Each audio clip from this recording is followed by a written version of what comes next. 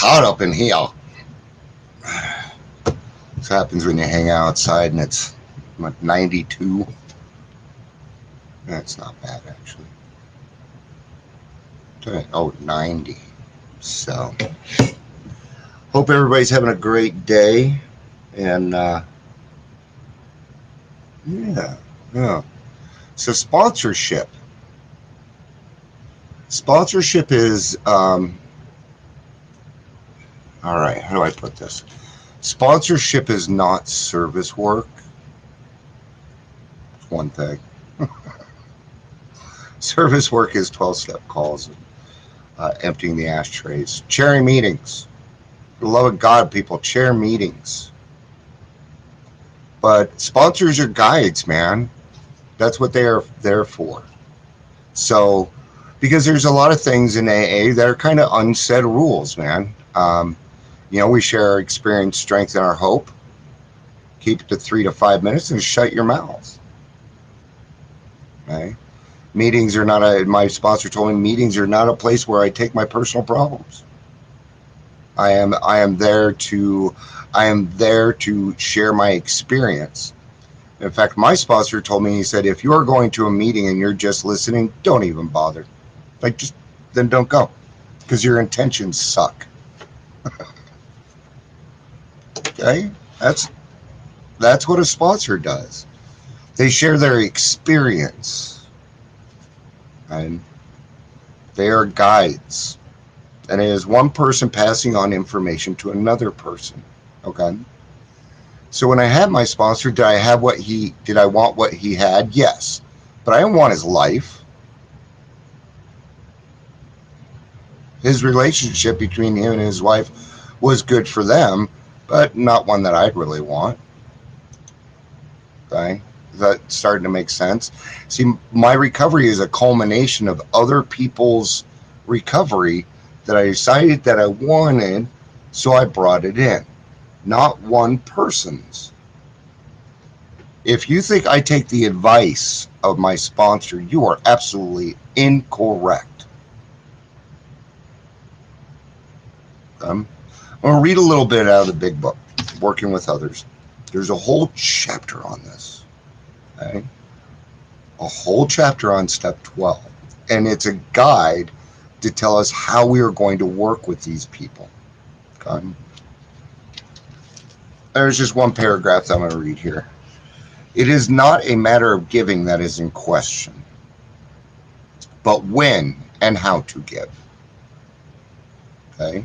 When you're working with this person, what are your intentions? Okay?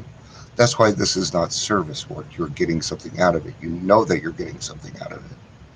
Okay? It's like me saying that part of my service work is recovery coaching. No, it is not. That is a business and something entirely different. That often makes a difference between failure and success. The minute we put our work on service plane, the alcoholic commences to rely upon our assistance rather than upon God's. I'm going to finish this and then we'll get into it.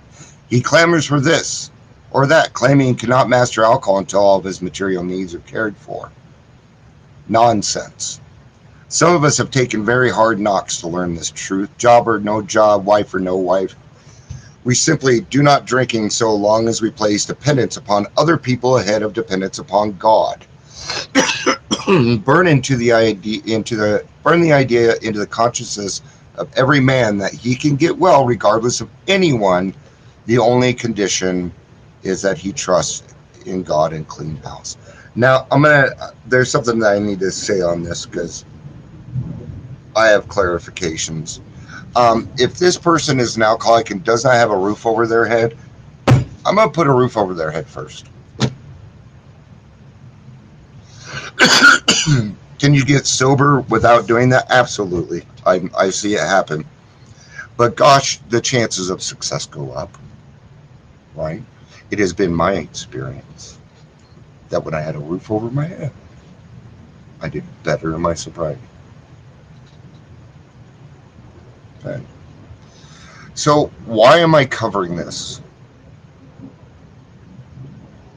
And sometimes as sponsors, now did you hear what I was reading? When their dependence is upon me, that means it is no longer upon God. That is why I have 5 accountability buddies. Actually, I have 4 right now. Looking for a 5th. Looking for a sponsor. Right? I take my time on it, man. God will reveal the sponsor that I need. I picked up a couple more closed mouth friends. But once I start handing out, here's the A word, advice, that's when we get into a dangerous area. So get the word advice out of your vocabulary, because if you're giving advice, that is not what a sponsorship does. That is telling somebody what to do. That is much different. And my sponsor, well, even if I came to him with a problem, he didn't solve it for me. He gave me the tools I needed to solve it. He showed me where the door of willingness was. He did not open it for me. He introduced me to God and then he walked away. Why? Because that relationship is between me and God, not my sponsor. This is my fucking program, not yours.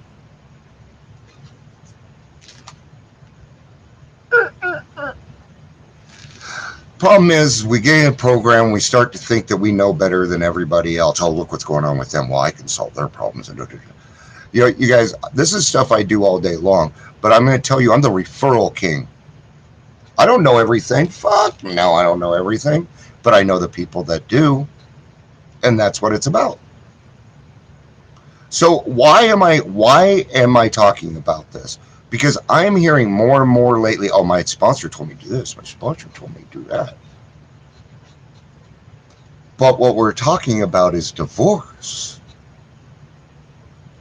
I'm talking to a friend where their significant other's sponsor is telling him to get a divorce and that they want to sit down and have a meeting.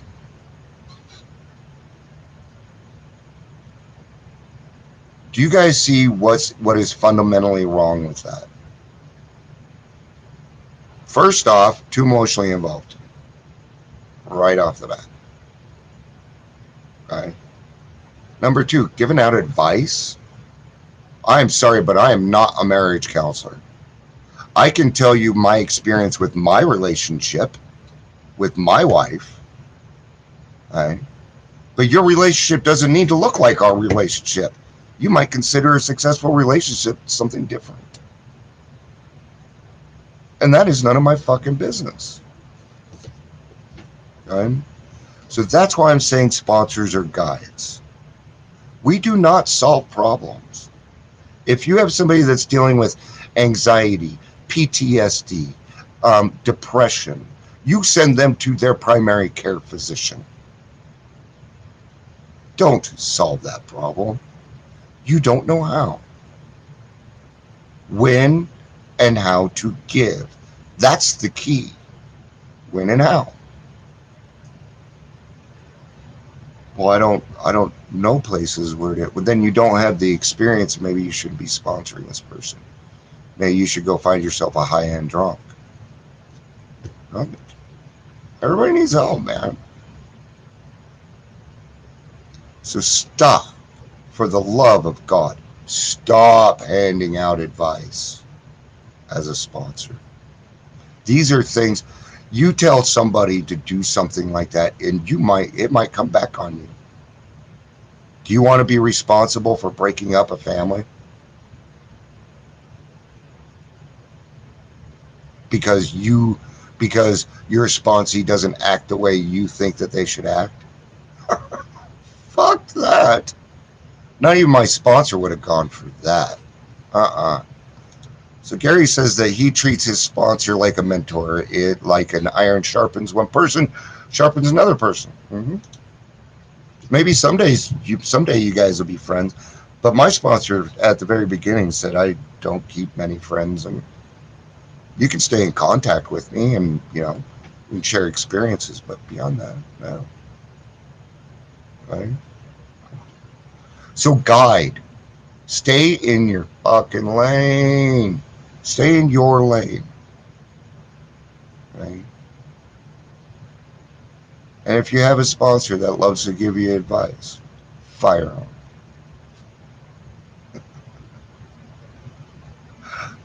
Did you guys catch that? I'm handing out advice.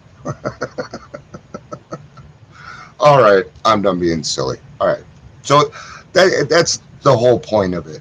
Okay, it's when and how to give. If you don't know how, there's a whole chapter on this. Whole chapter. All right, guys.